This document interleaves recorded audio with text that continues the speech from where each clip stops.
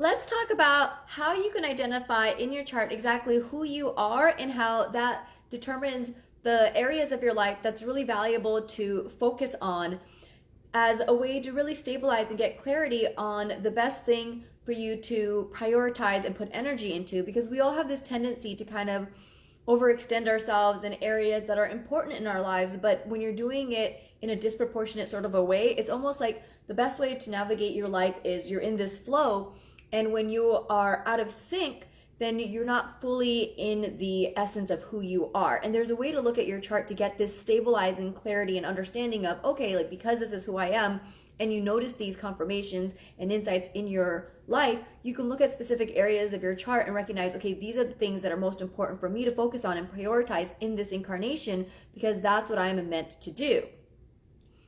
And so I'm going to use Cancer as an example. Now, as a Cancer, you're basically here to be one of two things, one or both of those things, just in a different way. You're essentially here to be a parent. Now, this can be a parent to children or to your own business. This is the energy of Cancer because Cancer represents the womb. It's about growing things. It's about fostering things. And this can show up as doing it in a very maternal way, or being highly defensive and being sort of like a mama bear. But essentially, you're here to raise something, to foster and to nurture something, and that can happen through children or through your business. And so when you consider that Cancer is here to be a parent, you want to look at your fifth house, which represents both children and your own business. And this is especially the case because being a water sign, you're not here to really be practical. You're here to do things that internally inspire you. And Cancers experience a lot of fluctuations in their life. So having a job that's really stable isn't necessarily the calling for you unless you have indicators of that. So being an entrepreneur is an excellent way to use this Cancerian energy. Whether you choose to be a parent in addition to this or not, it's just a great way to work through that energy. So when you think about it in that sort of a way, I'm going to use pregnancy and being a parent as an example and then translate that to what it means to starting your own business, basically. So you figure when you're a Cancer and you're here to be a parent, right? You find someone, you realize you want to have children with this person, and you decide, like, the idea, you find this person that you connect with, and then you come up with this idea together that you want to get pregnant, and then you try to conceive, right? And that takes time. You're trying to get pregnant and you're having sex, a number of times until you finally get pregnant.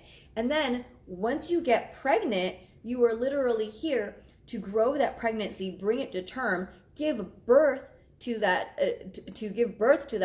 child or those children, and then raise those children. That's literally a Cancer's journey, and then you have to take care of them. And so that's very much the energy of a Cancer. So when you translate that into your business, this is basically showing up as a Cancer being a parent to your business. You have this idea, this desire, maybe you're collaborating with another person about this and you decide, I want to start this business, right? And you come up with the idea, and then now you're trying to conceive, you're trying to get pregnant. Just because you have an idea doesn't mean that you can just launch it as a Cancer rising, because as a Cancer, you're a water sign. Things aren't supposed to happen quickly and immediately. And something that I often notice with my clients is something that I've done with myself a lot, is that when you have an idea as a Cancer rising, you're not here to just kick off launching with it, unless you have other indicators like Mars in your first house or something, or like your moon is conjuncting Mars or something like that. As a general rule, as a water sign, you're supposed to do things in a more slower, leisurely pace. And so think of it like if your business is something that you have to give birth to, like a child, you can tell people you're pregnant, you can tell people about your business, but you don't have a business to offer until you get pregnant, until you bring that pregnancy to term, until you give birth. Like, you need to have a baby to show people, hey, here is my baby, play with my baby. It's the same thing with your business. Just because you have an idea, that doesn't mean that you're pregnant with that idea. Once you're pregnant with that idea, you need to grow it. You need to build upon it. And then you have to give birth to it. And then you have to continue to raise it. And this is something that I want Cancers to be aware of, because with Cancers, there's a slower intuitive timing technique that's so important, but it's it's difficult for Cancers because you've got this slower pace being a water element, but being a cardinal sign, you want to kick off launching.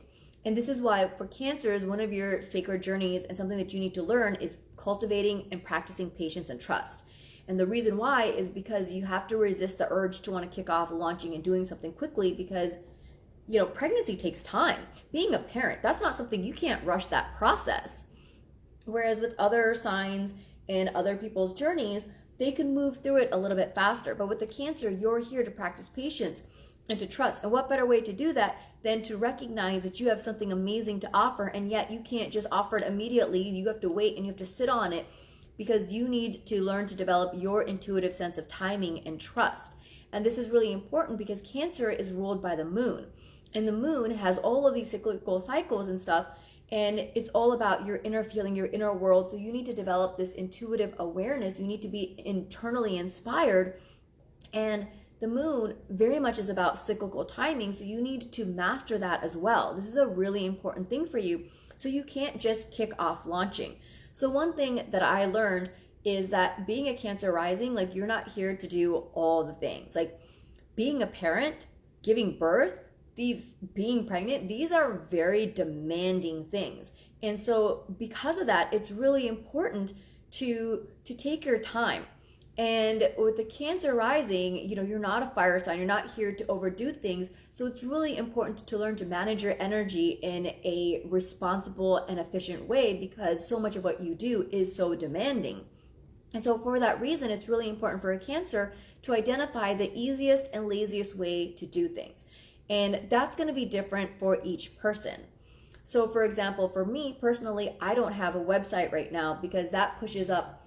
A lot of people will just think it's easier to delegate and hire someone to do your website, right? But I have a hard time articulating what it is that I want, the aesthetics and stuff, and it doesn't really make sense. And that to me just seems really exhausting and strenuous. So I'm doing another route. I'm trying to figure out and do my own designs and my own graphics rather than delegating it because it's emotionally and energetically easier for me and it takes longer.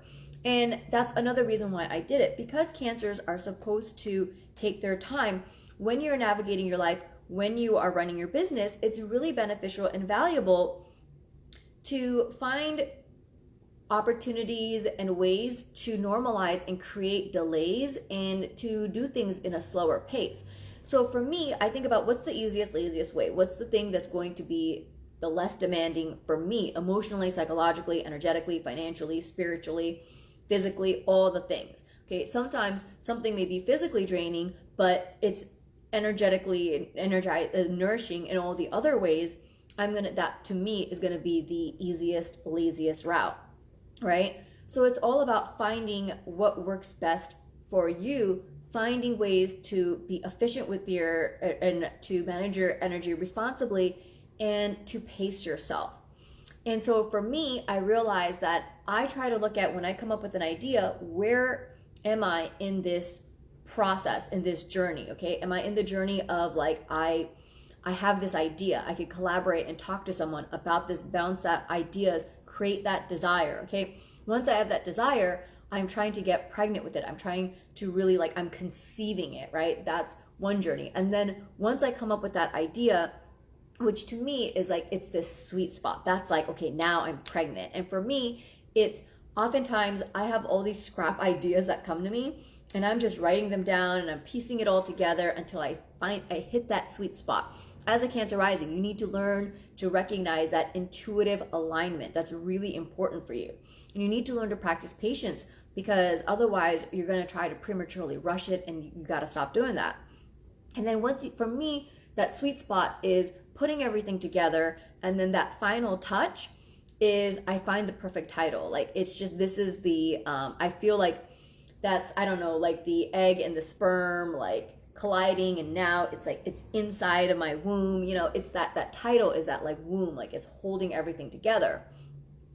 And for me, in numerology, my life path number is 8, and the perfect sweet spot name for me, in numerology breaks down to 8. So you might have your own version. I just wanted to share with you what works for me. But feel into and recognize what that sweet spot for you is. That's when you get pregnant, okay? And then once you get pregnant, you need to grow that idea. It gets bigger and bigger and bigger. Because as a Cancer rising, using the whole house system, in your 5th house of children, you have Scorpio there. That's going down the rabbit hole. It becomes more and more and more. It grows. And that's another reason why it's not as beneficial for you to have an idea and then just promote it. Like for fire signs or earth signs or air signs, it makes sense to, maybe not necessarily an earth sign sometimes, but like with an air sign, it's about sharing what you know, your insights. Fire sign, you're supposed to start like fast and instinctive and you figure it out along the way. Those are sort of the rhythms that work. But for water signs, it's really important to allow this energy to grow. So that's the other thing, is that when you have this idea, as you get impatient, or you want to know where you are in your journey, ask yourself, like, okay, where did you start with this idea? How much has it grown? It needs to grow to a significant amount. If it hasn't grown yet, then you're not finished. So you need to wait until the pregnancy comes to term before you give birth to the idea, which is you sharing your insights and offering things to, like, your services to the world, to your clients and stuff. Now you can tell people about it, like telling people like, hey, I'm pregnant, but you can't, you don't have a baby for your friends and family to play with when you're pregnant, but the child hasn't come out yet. It's that same concept when it comes to your business. So really just be aware of like, okay, where am I in my pregnancy journey?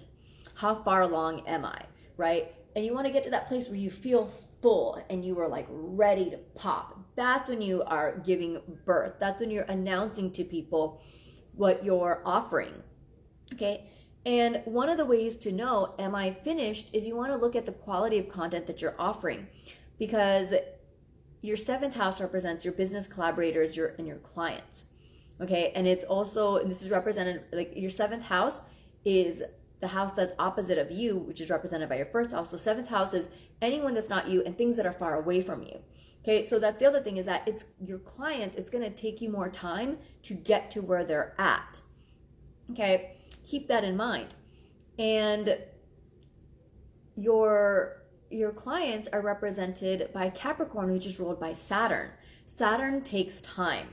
Okay, and the other thing is that Capricorns are very strategic. They're success oriented. They're very calculated. They are practical and stuff. They have high quality and standards and stuff. So you need to come correct. As a Cancer rising, if you're offering a service, you need to make sure that it is of quality, because you are going to get people who are very success oriented. So they want the best of the best. They want strategic success results. So you need to ask yourself, is this strategic? How is this going to deliver success for my clients? How is it practical?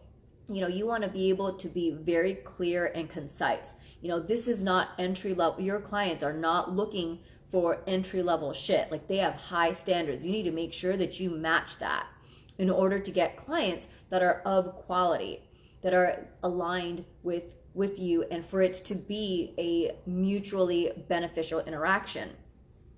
And then you want to look at your 8th house for a number of reasons, because the 8th house is about your clients' resources, because your 7th house represents your clients, and the 8th house is second from the 7th, 7, 8. And the 2nd house is about your finances. So your clients, what motivates them to, what their standards, you have to meet the archetype of who they are. So the product and the content itself has to be of quality, be success oriented. But what's going to motivate and drive your clients to want to pay for your services, it has to also be very Aquarius in nature. It's got to be like they're going to be like, wow, this is really intelligent. This is really creative. This is really innovative. This is really unique. And so I want to spend my money on those things. So you need to create this support system. You want to be sure that you are, meeting those demands and those needs for your clients.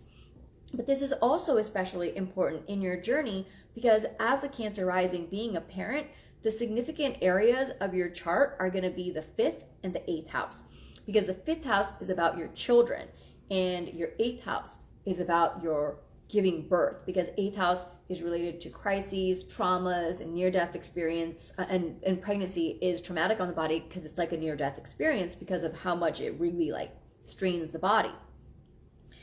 So with that in mind, these are areas of your chart that you have to work on. And the fifth house also represents sex because it represents pleasure, such as sex.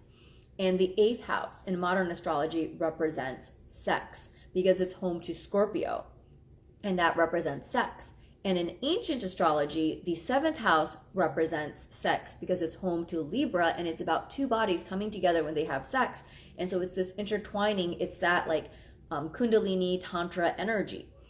So if you're looking at ancient astrology, you also want to take a look at your seventh house. But if you want to just focus on modern astrology and keep it simple for yourself, when it comes to your journey and what you're meant to do in this lifetime, you're here to be a parent. Okay, you are focusing on having sex, raising your kids, your business. That's your fifth house, and giving birth to that business and that process. That's your eighth house. And your eighth house is also your clients' resources. So it's all of these different things. And these things are going to take time because your clients are represented by Saturn, and your pregnancy is going to take time because it's also represented by Saturn. You get what I'm saying? So it's really important to be patient and to not rush the process and find ways to manage your energy, to get support and stuff like that. Because like if you're basically being like pregnant most of the time with this idea, and you're carrying this pregnancy to term, and you have to take your time as a Cancer rising, you want to make sure that you are managing your energy. And so this is basically just to say, honor your journey. And as a Cancer rising, you have to be internally motivated when it comes to growing and raising your business.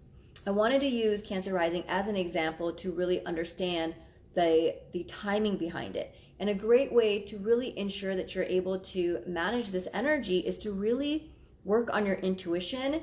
And so working on developing your moon, because that's your chart ruler, and also developing your Venus, which is about receiving support and learning to manage your energy and your resources, because Venus is ruled by Taurus. So you want to learn to manage your resources. You also want to learn to process your traumas in order to have a successful business. Because in your fifth house of your business, you have Scorpio there, which rules trauma. The more you work on your trauma, the more you psychologically explore this area of your life, it's going to be easier for you to have a successful business. And the eighth house is also about traumas, and this is where you're giving birth, you are announcing your pregnancy, your business to the world. This is what motivates your clients to pay for you, to invest in your services. So you want to look at like, what are your trauma triggers and how can you resolve them, and how can you approach it so that you're going to be successful. And this is going to look different for everyone. You know, on the one hand, as a Cancer, as a water sign, water is meant to weave around. It's not really a direct energy. So yes, with Scorpio, it's ruled by Mars. It's a very fiery planet. You do want to confront your traumas in a direct way, but also try to remember, like, what is the easiest and laziest way? Being basically a parent, having to manage your energy responsibly, what is the most sustainable way to process your traumas? And one of the great ways of doing that is to find innovative solutions when it comes to promoting yourself. And that's what's going to be what gets your clients to want to invest in your services. You want to do things differently from what other people are doing, because Aquarius is ruled by Uranus, which is innovative. It's unique. It's different. I have a friend who's a doctor. She did her undergrad in neuroscience, and as a coach, she didn't follow all of the rules, and I didn't really resonate with a lot of the rules either, because it shows up in my chart that those things don't really work for me. And one of the things that they used to say in coaching, and I feel like thankfully it's changed a lot over the years, is people said that you have to offer complimentary calls. If you don't, you won't be successful. This is the only way, and stuff like that. Whereas my friend, she knows that like she has ADHD, and so she needed to protect herself from rejection dysphoria. And so what she did was she had a sales girl. And so rather than her getting on client calls, she had other people promoting her, which is something that's totally acceptable and normal in traditional places. You know, the person who's making the mattress isn't the one selling you the mattress. You have sales representative doing those things for you. And yet when it comes to business, there's something about the coaching business, there's like sometimes these disconnects, but find ways where recognize where your traumas are. How can you resolve them? Can you either take like an innovative, unique approach that's different and stuff, something that makes you feel comfortable. If you're trying to process your trauma out of your 8th house Aquarius, try to come up with something that is innovative, unique, collaborative, maybe something that you can do in a very friendly, cerebral way online and stuff. And this is also great because it's a way to bring in support. And the most successful businesses have a whole team of support. And that's important because another thing to remember as a Cancer rising, being the parent of either children or a business, is that, like, when they say it takes a whole village to raise a child, right? Like, in order to have a successful business, you want to have a whole team. And this requires you to learn, to trust, to delegate, to receive support, and all of these things. But also when you do that, you have more money coming in, and then you're able to hire other people, and you're able to secure and offer you're able to offer financial security and stability for other people. It's really an altruistic ecosystem. So this is a way that you can do that if you want to process your traumas out of your 8th house as you're launching your program. If you're promoting a service, in order to motivate your clients to invest in your services. If you want to do this out of your 5th house, then this is more Scorpio. So this can be also very strategic, but you can do this in a way that's maybe either direct or less indirect. As a water sign, you can maneuver around it. What are some ways that you can leverage, again, other people's resources, because that's what Scorpio does. It magnetizes resources and support from other people. Or you can confront it and go down the rabbit hole and take a very psychological approach. These are some different ways. But really, again, learn to manage your energy and recognize what works best for you, what is the easiest and laziest way, and recognize where you are when you're launching your business as a Cancer rising, where you are in that journey. Have you conceived? Are you pregnant? Are you still growing? Are you giving birth to the child? Are you now raising the child? And once you raise the child, this is like you've now promoted it, and maybe during Mercury retrogrades or different transits, you can re-promote, and this is where you can repurpose your offers, or you can make it evolve and grow and do other things alongside with it. That's a great way to sort of use that energy. But this is really to say, like, when you recognize your rising sign and who you are and like what you're meant to do, you can look at the areas of your chart that represent those areas, and these are the areas that are going to be significant in your chart, and to put a lot of focus and priority on. Other areas of your chart are, of course, really important, but understand that this is significantly part of your journey. So I wanted to use Cancer rising as an example in showing you what that looks like.